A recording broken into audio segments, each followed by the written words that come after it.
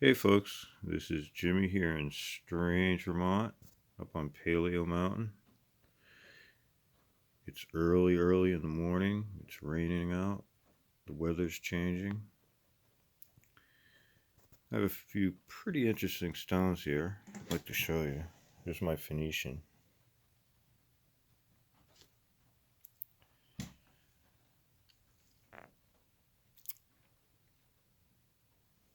Now this guy here I want to talk about. It's a blue quartz, very important quartz. When I find these stones, they're always made into or placed at special places and made into special objects. And this guy here, he's got the elongated skull pointing up like a cone head shape. He's got a very non-human looking face. He's got a serpent on his forehead, Egyptian style. That's what it looks like to me. He's got blue eyes, white face. We spin it, see his other personality here.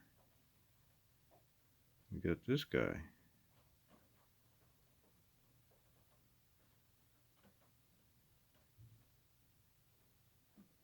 Pointy ear.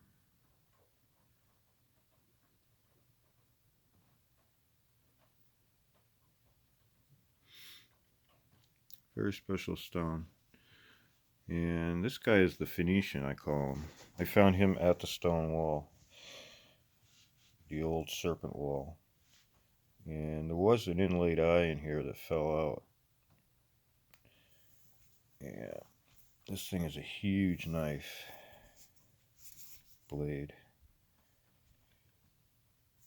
Right here, all along that edge.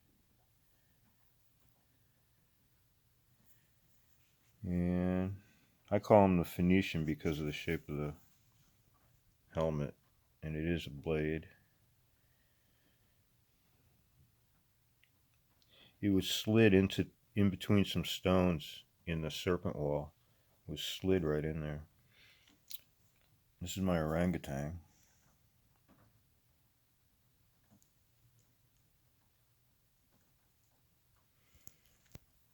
I found a lot of primitive ape-like looking images, and I haven't shown this one before too often, but it's a nice stone, and it's got a carved face on it.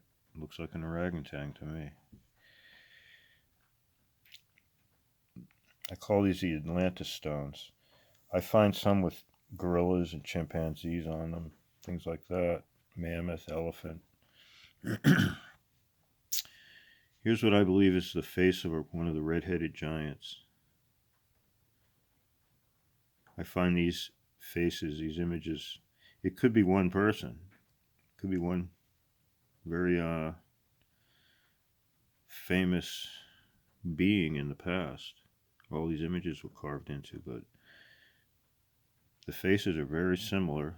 The jaw type, flat face. You can see the skull.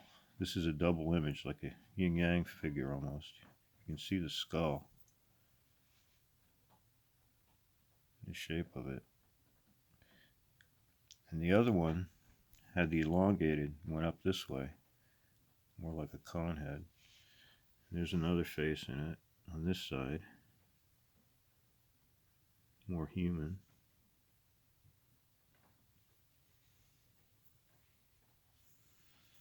And this is my personal stone, serpent head. It's just like a little serpent skull. I found this in a root, an upturned tree on the east side of the ridge here. It seemed to call me. It said, "Come and pick me up." And here it is. It's got the face in it.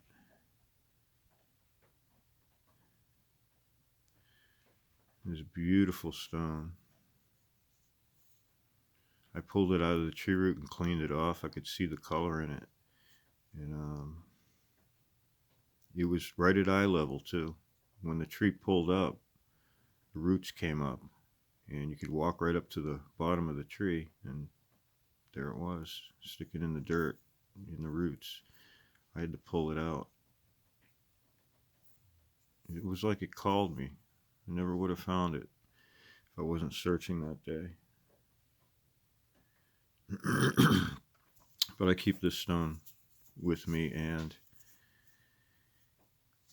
it helps me free energies up inside my body at night.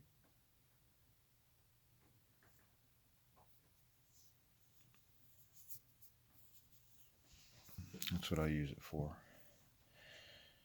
I guess the question is, can we live a spiritual life in a dark world? A world that is full of lies and deceit and crimes and hate and evil and anarchy and whatever we see. That's all a facade. That's all a lie. The truth is, we can live a spiritual life. We can open up our spiritual mind like these people did. They knew all about it, and they left clues on how to do it and information in the stones. And you can get this information by using the stones to clear your own mind from clutter and tune yourself in like a tuning fork to information that's out there. It's already out there. And it makes you want to live a better life. Isn't that pretty? I feel alone when I don't have this stone with me at night.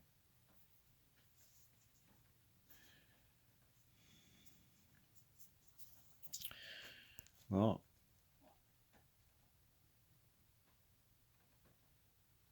ancient Vermont. There's an orangutan here. Some giants. Some Phoenicians. And there was a serpent. I'm not going to call it a religion. It was an appreciation for the spirit of the land and all the power there is in the earth itself. And the serpent was the wisdom of all that. It represents the wisdom. And if you tune your inner mind, your inner eye to it, you will find quite a lot of information. And it all leads you into one place to straighten yourself out spiritually.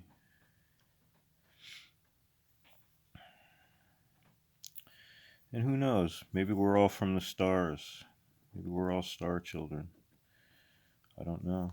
I feel that way sometimes. I see 3 arcs of light in my mind. Somewhere, not here, far away, in space. 3 arcs of light. I don't know if they're stars or what, but there's a lot to think about. And this guy will help you do it. Looks like he had a blue eye.